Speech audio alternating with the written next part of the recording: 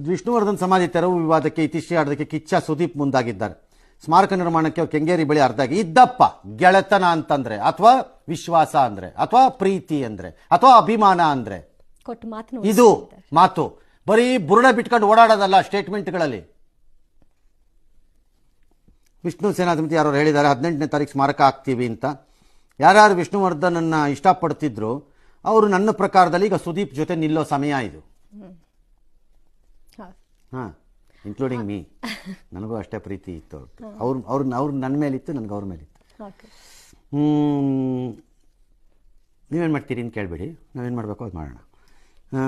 ವಿಷ್ಣುವರ್ಧನ್ ಸ್ಮಾರಕ ವಿವಾದದಲ್ಲಿ ರಮ್ಯಾ ಪೋಸ್ಟ್ ಮಾಡ್ಕೊಂಡಿದ್ದಾರಂತೆ. ಅದು ಫ್ರೀ ಅಲ್ಲ, ಅದು ಸಾಧಕನಿಗೆ ಸಾವಿಲ್ಲ ಮೇಡಮ್.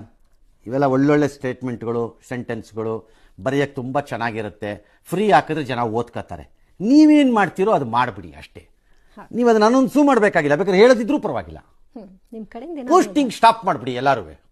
ಈ ಪೋಸ್ಟ್ ವ್ಯವಹಾರ ನಿಲ್ಲಿಸ್ಬಿಡಿ. ಏನಾಗುತ್ತೆ ಅದು ಮಾಡಿ. ಬರೀ ಬುರ್ರೆ ಬಿಡೋದು ಬೇಡ ಸುಮ್ಮನೆ ನಾವುಗಳು. I say including me because he was my friend. S.